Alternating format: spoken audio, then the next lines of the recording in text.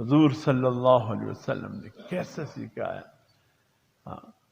جب زید بن حضور سے غار حرا سے آئے اور جو پیغام لے کر آئے سبحان اللہ، پھر زید بن حارثہ جو حضور صلی اللہ علیہ وسلم کے متبنہ بن گئے، لوگ اس کو زید بن محمد صلی اللہ علیہ وسلم کہتے تھے.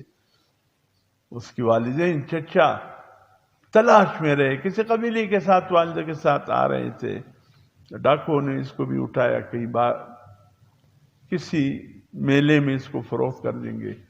بازار عکاظ مکے میں جو میلہ لگتا ہے وہاں جا کر اس بچے کو آپ فروخت کر دیا. حضرت خدیجہ الکبریٰ کے حصے میں آیا.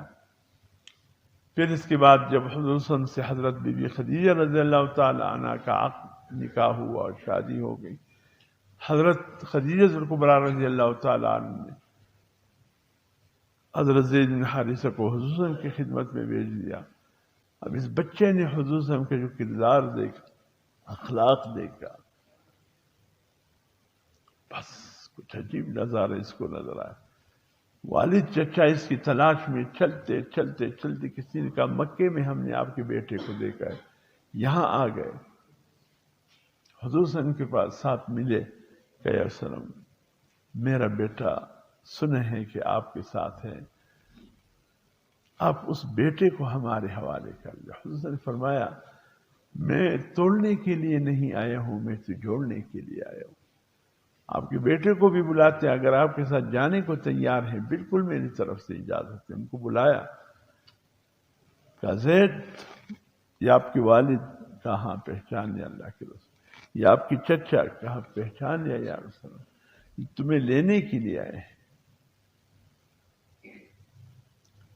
تو بیٹے نے حضور صلی اللہ علیہ وسلم کے چہرے انور کی طرف دیکھا، پھر والد اور چچا سے کہنے لگے واللہ جو اخلاق جو کردار میں نے یہاں دیکھا اس کو چھوڑ کر کہیں اور جانے کو تیار نہیں. کہا زید آزادی پہ غلامی کو ترجیح دے رہے ہو؟ زید نے کہا ابا جان اگر غلامی ہے تو یہ دیکھو کس کی غلامی ہے. یہ وہ غلامی ہے جس پر ہزاروں مرتبہ آزادی قربان. ابا جان آپ سے ملاقات ہو گئی، چچا سے بھی ملاقات، زندگی رہی تو زندگی میں ملاقات ہو، نہیں تو آخرت میں ملاقات ہو جائے گی، لیکن میں حضور صلی اللہ علیہ وسلم کو چھوڑ کر کہیں نہیں جا سکتا. کیسا کردار، کیسا اخلاق. ہمارے تو گھروں کے اندر ایک طوفان برپا ہے، ہمسایہ ہمسائے کو برداشت نہیں کر رہا ہے، رشتہ دار رشتہ دار کو برداشت نہیں کر رہا ہے. کہاں چلے گئے زندہ؟ اس لیے میرے محترم دوستو فرمایا